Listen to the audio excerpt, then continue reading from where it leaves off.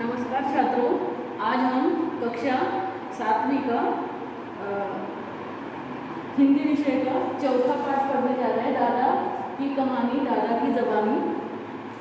इसकी लेखिका है डॉक्टर शशि प्रभा श्रीवास्तव जी। तो उनका परिचय हम पहले देखेंगे।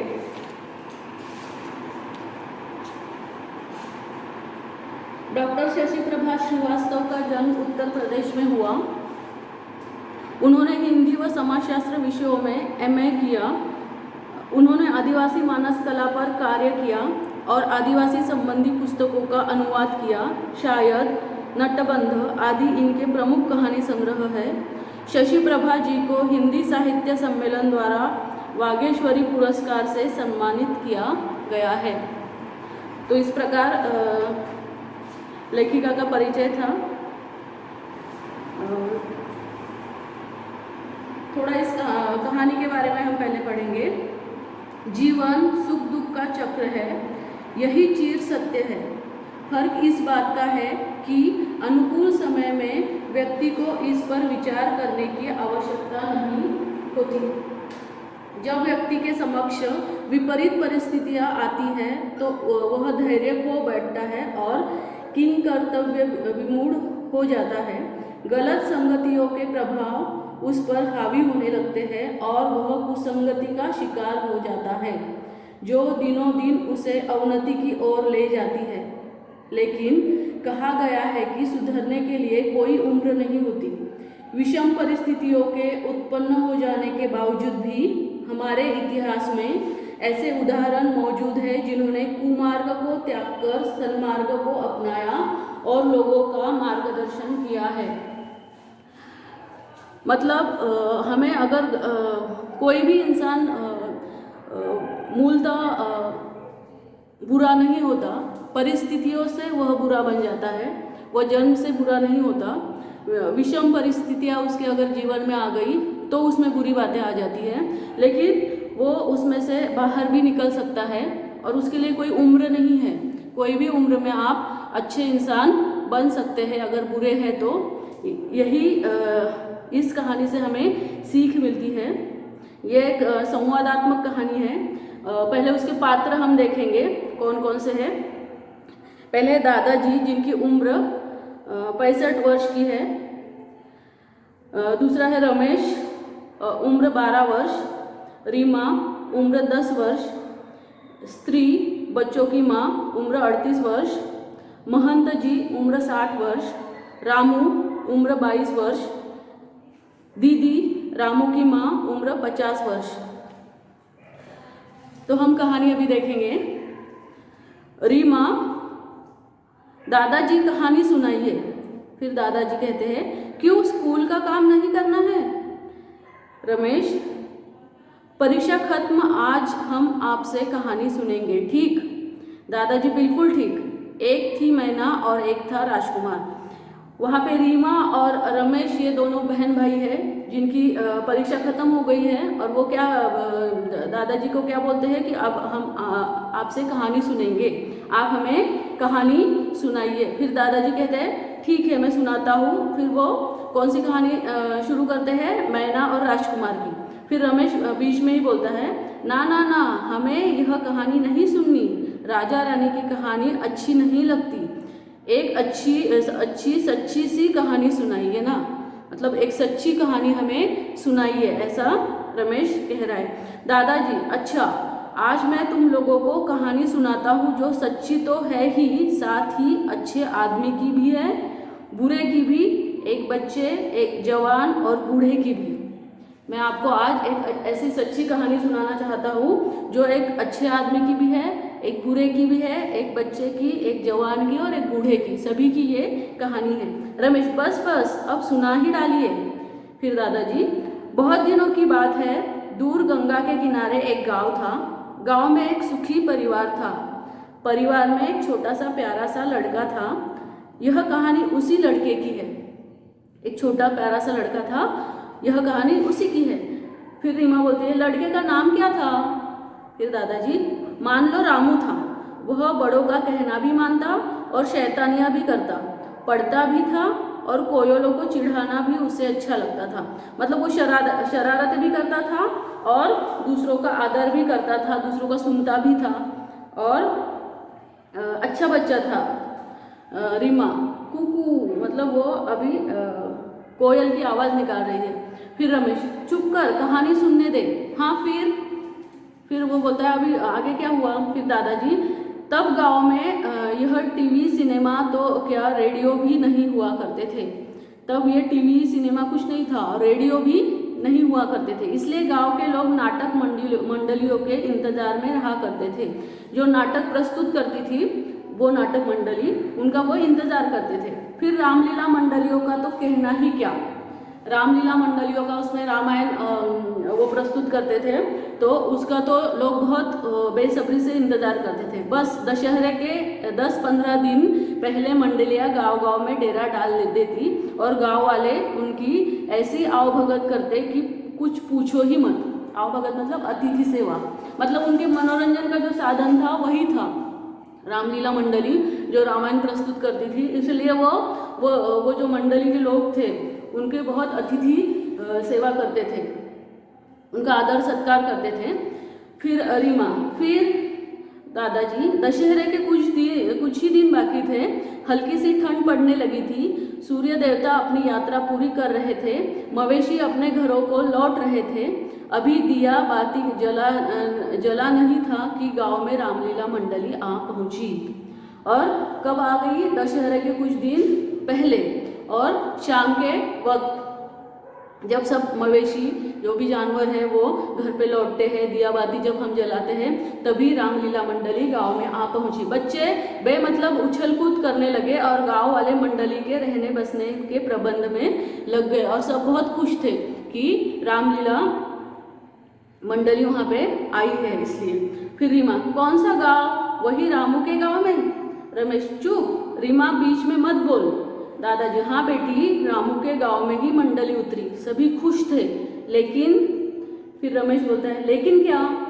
फिर दादाजी बोलते हैं वही तो बता रहा हूँ। दूसरे दिन सवेरे राम का पाठ करने वाला लड़का पेड़ पर चढ़ा और नीचे गिरकर टांग तोड़ ली।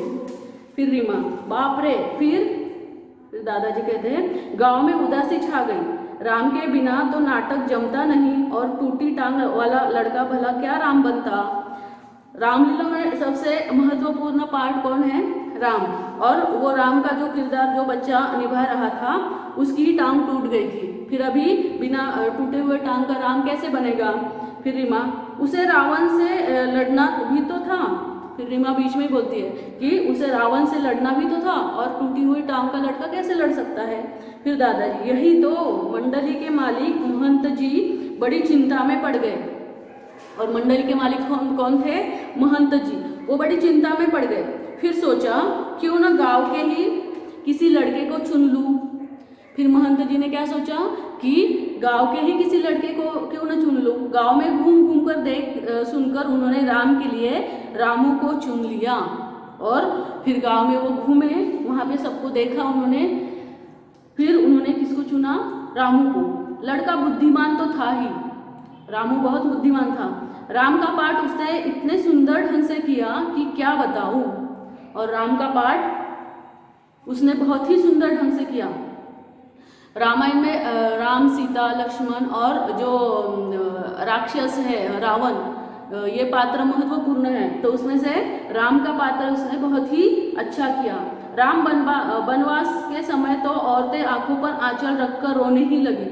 और राम जब वनवास में जाते हैं सीता जी और लक्ष्मण के साथ में, तब वो जो गांव की औरतें थी वो उन्होंने रोना स्टार्ट कर दिया। यहाँ तक कि महंत जी की आंखें भी गीली हो गई। और वो बच्चों ने इतने अच्छे से वो किरदार निभाए कि महंत जी की आंखें भी गीली हो गई। जो महंत जी जो मालिक थे उस मंडली के, उनकी आंखें भी गीली हो गई। फिर रमेश, फिर क्या हुआ दादाजी? दादाजी, फिर कुछ नहीं, कहानी खत्म। रमेश, नहीं नहीं, यह तो अधूरी कहानी है, यह केवल। रीमा, सुनाइए ना। फिर दादाजी, कहानी तो सचमुच अधूरी है। फिर उन प्यारे से बच्चों के परिवार पर दुख के बादल छा गए।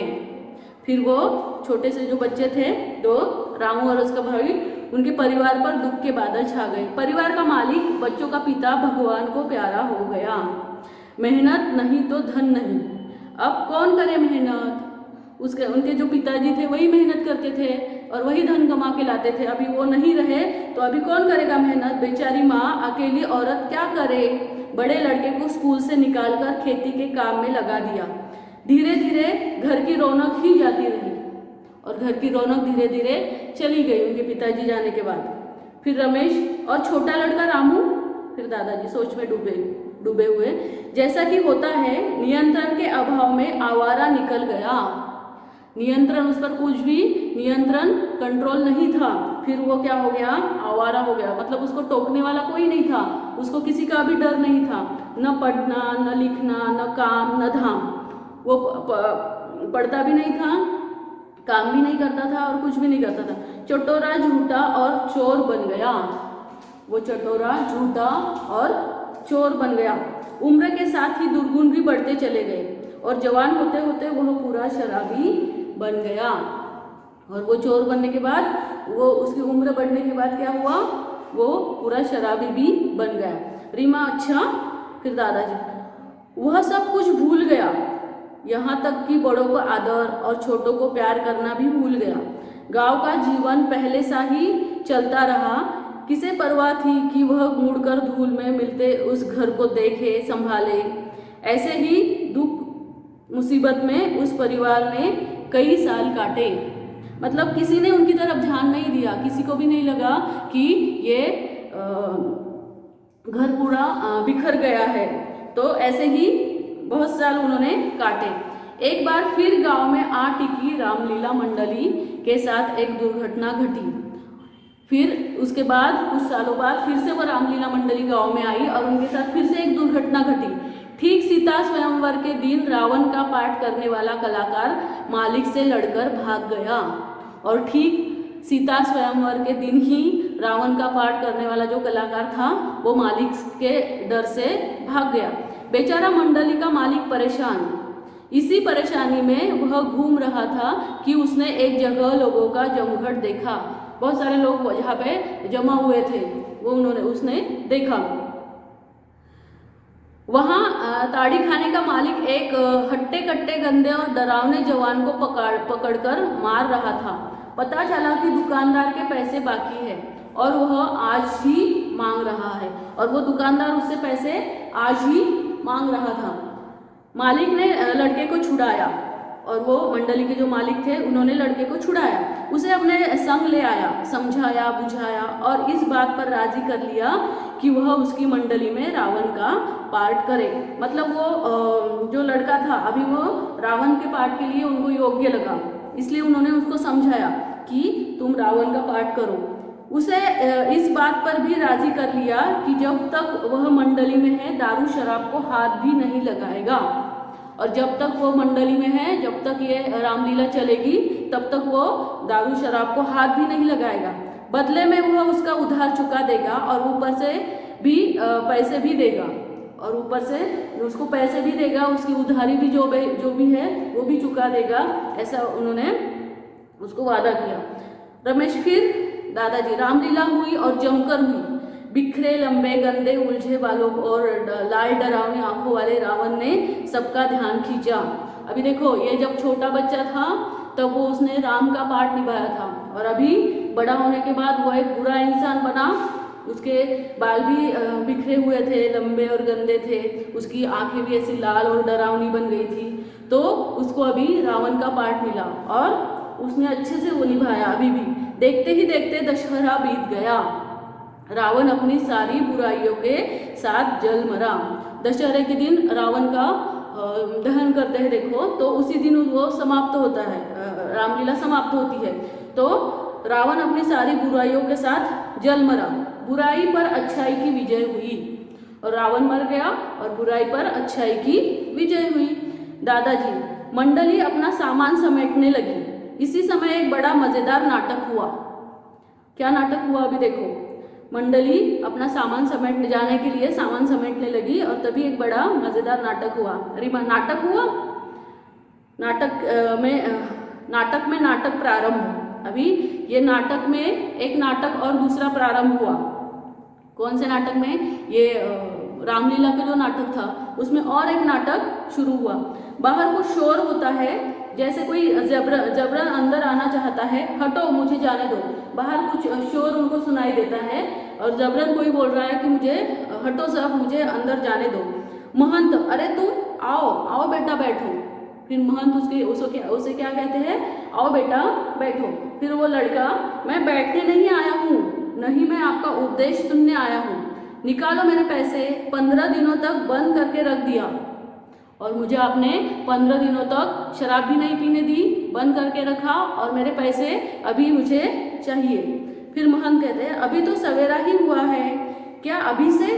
देखो तुम्हारी माँ, अभी तो सवेरा ही हुआ है, क्या अभी से तुम शराब पीने के लिए जाओगे? देखो तुम्हारी माँ। लड़का बीच में ही दहाड़ कर, आपसे मतलब मैं कुछ भी करूं और वह बुढ़िया क्या मेरी शिकायत करने आई थी? मेरे सब पैसे दो और अभी दो, मेरे सब पैसे दो और अभी दो। क्या वो बुढ़िया मतलब उसकी माँ मेरी शिकायत करने आई थी? महंत, वह तो दूंगा ही, और सुनो तुम्हारी माँ कोई शिकायत करने नहीं आई थी, वह तो तुम्हारी पूजा करती है, पूजा। और वो तुम्हारी शिकायत करने नहीं आई थी, वो तो तुम्हारी पूजा करती है। लड़का जोर जोर से हंसता है, मैं निखट्टू, मेरी पूजा करती है? मैं किसी काम का नहीं हूँ। निखट्टू मतलब कोई काम का नहीं रहना, और मेरी पूजा करती है। महंत, अपने ठाकुर झांकी में राम की जो फोटो लगा रखी है दादी ने, जिसे वो छाती से लगा लगा कर रोती और बात करती है, वह तुम्हारी ही तो है। मतलब उसने वो ठाकुर की झांकी में, मतलब ठाकुर जी मतलब कृष्ण के, तो उसी में उन्होंने क्या लगा के रखा था? अपने बेटे की, अपने रामू की फोटो लगाई थी और उसी को छाती से लगा कर वो बात करती थी और रोती भी थी। फिर लड़का, मेरी फोटो ठाकुर झांकी में? महंत जी कहते हैं, हाँ 10-12 साल पहले मैं इस गांव में आया था, तब तुम्ही ने राम का पाठ किया था, याद है? कितने अच्छे लड़के थे तुम, यह क्या हो गया तुम्हें? देखो 10-15 साल पहले मैं यहाँ पे आया था और तुमने ही राम का पाठ किया था, कितने अच्छे लड़के थे, अभी क्या हो गया तुमको? लड़का, तो वो आप ठाकुर झांकी में लगी फोटो मेरी है, मेरी फोटो को माँ, मतलब मेरी फोटो की माँ पूजा करती है। महंत, हाँ मैं वही तुम्हारा पुराना महंत हूँ और वह फोटो खिंचवा कर मैंने ही दी थी, और वो फोटो खिंचवा कर तुम्हारी फोटो जो उनके तुम्हारी माँ के पास है वो मैंने ही दी थी। फिर स्तब्धता हो जाती है, सब शांत हो जाते हैं। फिर लड़का, मैं सच कहता हूँ काका, मैं सब बुरी आदतें छोड़ना चाहता हूँ, मगर सोचता हूँ क्या फायदा, कौन प्यार करेगा मुझे, किसे ज़रूरत है मेरी? मतलब वो एक अच्छा, उसमें भी एक अच्छा इंसान छुपा हुआ है और वो क्या सोचता है कि मैं भी ये सब बुरी आदतें छोड़ना चाहता हूँ, लेकिन मुझसे कौन प्यार करेगा और किसी को मेरी ज़रूरत नहीं है, और किसके लिए मैं ये सब आदतें छोड़ूं? महंत, क्यों? तुम्हारी माँ को तुम्हारी ज़रूरत है पैसे के लिए। यदि तुम 15 दिन पीना छोड़ सकते हो तो क्या माँ के लिए जीवन भर नहीं छोड़ सकते? देखो, पैसे के लिए तुम 15 दिन शराब पीना छोड़ सकते हो, क्या अपनी माँ के लिए जीवन भर नहीं छोड़ सकते? लड़का, छोड़ सकता हूँ। फिर महंत कहते हैं, तो आओ जाकर माँ से क्षमा मांगो और नया जीवन शुरू करो, और जाओ जाकर माँ से अपनी क्षमा मांगो और नया एक जीवन शुरू करो। जाने का स्वर और किसी के टकराने का स्वर, वो जाता है और तभी किसी से टकराता है। फिर स्त्री, हाय राम, मार डाला, अरे तू यहाँ भी पहुँच गया, मार के ही दम लेगा क्या? मतलब वो रामू को ही कहती है कि मुझे मार के ही दम लेगा क्या? महंत, कौन है? अरे दादी है क्या? आइए आइए, कुर्सी खिसका कर बैठिए। स्त्री, बैठने की फुर्सत नहीं है भैया, सुना है आज आप जा रहे हैं, यदि आप। महंत फिर कहते हैं, बोलिए दीदी क्या बात है? फिर स्त्री कहती है, बहू बीमार है, उसे बड़े अस्पताल दिखाना है, लड़के को खेती किसानी से फुर्सत ही नहीं मिलती, आप तो शहरी होकर जाएंगे, हमें अस्पताल के सामने उतार देना। मेरा जो बेटा है उसको खेती किसानी से फुर्सत ही नहीं मिलती और मेरी बहू बीमार है, तो आप शहर होकर ही जाएंगे तो हमें अस्पताल तक छोड़ दो। महंत जी, उतार ही क्यों दूंगा, हमें तो वहाँ एक दिन रुकना है, अस्पताल में ही गाड़ी रोक लूँगा, जो ज़रूरत होगी मदद करूँगा। यह आपका रामू भी साथ रहेगा। देखो मैं आपको सिर्फ छोड़ूंगा ही नहीं, हमें वहाँ पे एक दिन रुकना भी है, तो हम क्या करेंगे, अस्पताल में ही गाड़ी रोक देंगे, ज़रूरत पड़ी तो मदद भी आपको करेंगे, और यह रामू आपका बेटा भी आपके साथ रहेगा। स्त्री, अरे यह किस काम का? फिर महंत, नहीं दीदी, इसने 15 दिनों से एक बूंद भी नहीं पी और आगे भी। अरे राम, देखता क्या है, माँ के पैरों पर गिरकर क्षमा मांग। और तभी क्या बोलते हैं वो, उसकी माँ को, वो दीदी को समझाते हैं मोहन जी कि उसने 15 दिन तक शराब को एक बूंद भी नहीं पी, और वो रामू को क्या कहते हैं, अपनी माँ की क्षमा मांगो। फिर माँ बेटे के रोने का स्वर, माँ मैं बहुत मेरा बेटा राजा, मेरा राम बेटा, ऐसा उसकी माँ उसको कहती है। मतलब वो उसकी जब माफ़ी मांगता है अपनी माँ की, तो माँ भी उसे गले लगा लेती है। फिर महंत, जाओ दीदी, चलने की तैयारी करो, धूप चढ़ने से पहले ही निकल चले। और जाओ दीदी, अभी घर पे जाओ, चलने की तैयारी करो, और धूप चढ़ने से पहले ही हम यहाँ से निकल चले। फिर लड़का, काका शहर में मैं आपके साथ ही रहूँगा। फिर वो क्या कहता है, शहर में मैं आपके साथ ही रहूँगा, आपको नहीं छोड़ूंगा। फिर मोहन जी कहते हैं, अरे नहीं रे, मैं तो रमता जोगी हूँ, मतलब एक जगह टिकने वाला नहीं हूँ। तेरी ज़रूरत तो तेरे परिवार को है, तेरी ज़रूरत तो तुम्हारे परिवार को है। इस सुंदर सबल शरीर को मेहनत में लगा, तुम्हारा सुंदर सबल शरीर जो है उसको मेहनत में लगा, उसे मेहनत कर। अपनी बंजर पड़ी जमीनों को संभाल। किसान तो दूसरा ब्रह्मा है जो सृष्टि का निर्माण करता है, तो किसान को ही ब्रह्मा कहा गया है। अपनी माँ और धरती दोनों का लाडला बन, अपनी माँ और धरती माँ का भी उसके साथ में लाडला बन। धरती माँ का लाडला कैसे बनेंगे, उसकी सेवा करके, उस पर खेती करके, अनाज निकाल के उससे। तो इसीलिए मोहन जी क्या कहते हैं कि अपनी माँ के साथ में धरती माँ का भी लाडला बन। फिर लड़का, काका। फिर महंत, देख मैं एक वादा करता हूँ, यदि इधर फिर फेरा लगा सका तो तुझे मुनि वशिष्ठ का पाठ दूंगा, तू अपने को इस लायक बना। तो नाटक खत्म होता है, थोड़ी देर स्तब्धता, मतलब शांतता। देखो अभी बहुत बड़ी बात उन्होंने, मोहन जी ने कही कि मैं आपको तुम्हें एक वादा करता हूँ कि यदि फिर यहाँ पे फिर से वापस आऊँगा तो मुनि वशिष्ठ जी का पाठ तुम्हें दूंगा। मुनि वशिष्ठ जी क्या कौन थे, एक मुनि थे, और वो क्या करते थे, अच्छी बातें दूसरों को सिखाते थे। तो तुम इस लायक बनो कि तुम दूसरों को अच्छी बातें सिखा सको, तो मैं तुम्हें कौन सा पाठ दूंगा, मुनि वशिष्ठ जी का। फिर रमेश व रीमा, और फिर क्या हुआ दादाजी? फिर दादाजी, लड़के ने महंत की बात गांठ बांध ली, मतलब वो उनकी बात उसने हमेशा मन में रखी। उसे अपने को संभालने में कठिनाई तो हुई, मगर उसने अपने को घर द्वार के कामों में जोश दिया। उसे थोड़ा सी कठिनाई हुई ये सब बुरी बातें छोड़ने में, लेकिन उसने क्या किया, फिर अपने घर द्वार के कामों में खुद को जोत दिया, खेती की, पढ़ाई भी की। तुम तो जानते ही हो, जब सोती हुई ताकत जग जाए तो फिर कुछ भी कठिन नहीं होता।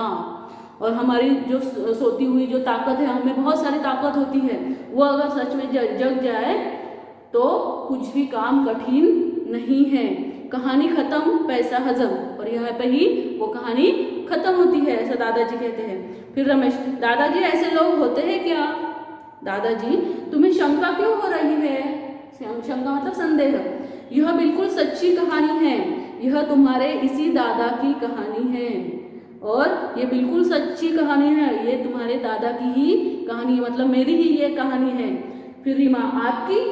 फिर रमेश, हो नहीं सकता, आप भला कभी शराब?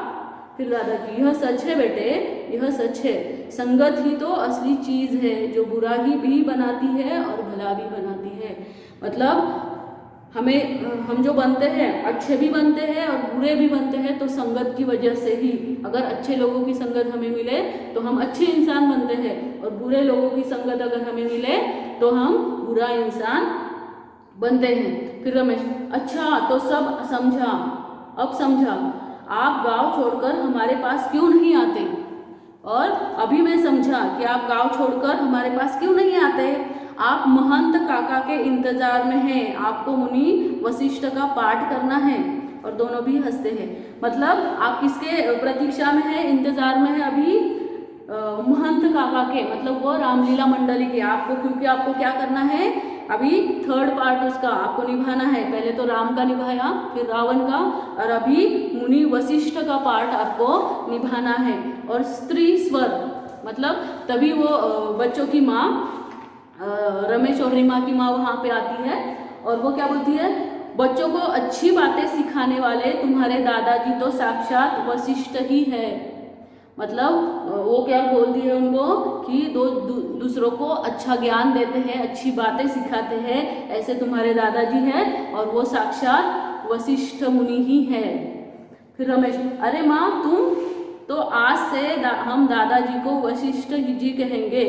समवेत हंसी ठीक है, मतलब सब एक साथ हंसते हैं और ठीक है कहते हैं। फिर रमेश क्या कहता है कि हम आज से हमारे दादाजी को क्या कहेंगे, वशिष्ठ मुनि। तो इस प्रकार ये कहानी थी।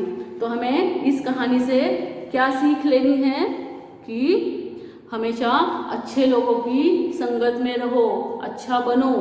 हम पर अगर किसी का नियंत्रण भी नहीं है तो भी हमें अच्छी बातें सीख कर ही आगे बढ़ना है, पढ़ाई अच्छे से करनी है, हमारे जो भी काम है वो अच्छे से करने हैं, मेहनत करनी है। और बुरे, अगर हमारे पास बुरे भी इंसान हैं तो उनको भी अच्छा करने के लिए हमें उनके लिए कुछ करना है, ना कि उनकी संगत में हमें बुरा बनना है। इस प्रकार यह सीख हमें इस पाठ से मिल सकती है, लेनी, यह सीख हमें इस पाठ से लेनी चाहिए। तो हम अभी इसका स्वाध्याय देखेंगे। इसमें भी पहले दिया हुआ है, गद्यांश को ध्यानपूर्वक पढ़कर उन पर पूछे गए प्रश्नों के उत्तर दीजिए। वही इसके ही पाठ के ही वहाँ पे गद्यांश दिए हैं, वो आपको गद्यांश मतलब पैराग्राफ वो दिया हुआ है, वही पढ़कर आपको उसी में से आंसर ढूंढकर, उसी में से उत्तर ढूंढकर लिखना है। दूसरा प्रश्न है, निम्नलिखित प्रश्नों के उत्तर लिखिए। पहला है, रामू कौन था। रामू कौन था? रामू एक छोटा सा प्यारा सा और बुद्धिमान लड़का था। फिर दूसरा है, महंत ने रामू को क्या काम दिया था। क्या काम दिया था? पहले महंत ने रामू को रामलीला में राम का पाठ निभाने का काम दिया था। फिर रामू ने किसके लिए शराब पीनी छोड़ दी थी।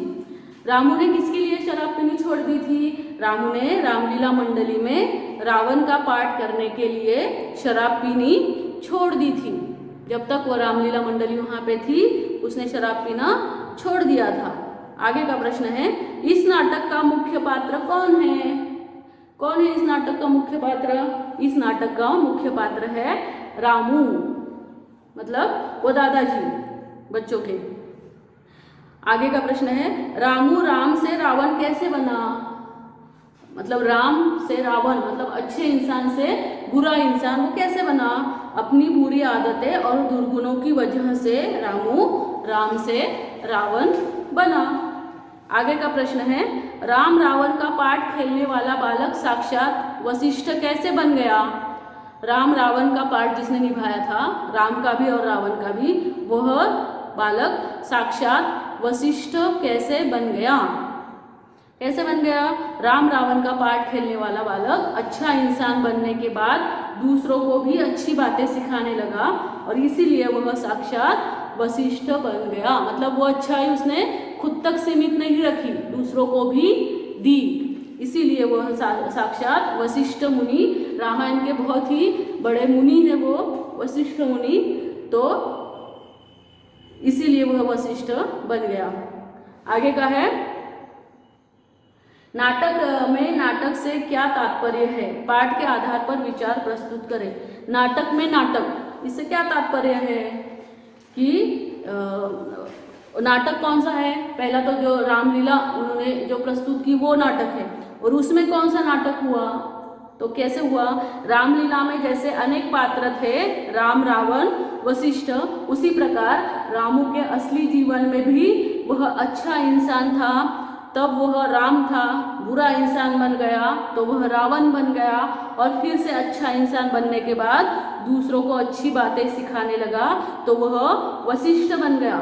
रामू का असली जीवन भी एक नाटक की तरह ही था।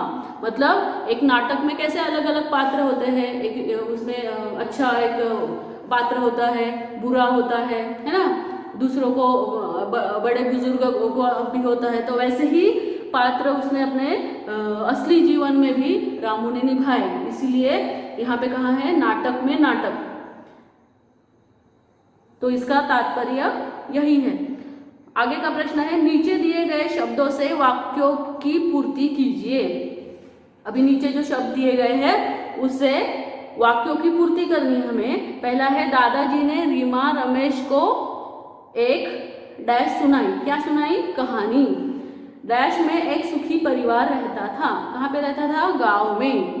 रामलीला खेलने के लिए एक मंडली गांव आई थी। मंडली उत्तर आएगा वहां पे। शराब में डूबे हुए एक नौजवान ने रावण का पार्ट खेला। शराब में जो डूबा हुआ था उसने कौन सा पार्ट खेला? रावण। लड़के ने महंत की बात गांठ बांध ली।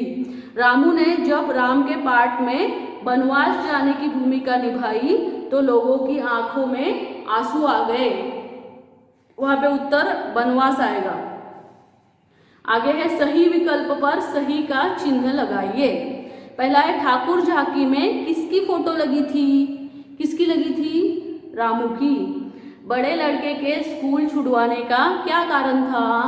धन के अभाव के कारण, है ना। तो ये उत्तर उसका आएगा। इस प्रकार इसका स्वाध्याय यहाँ पे खत्म होता है।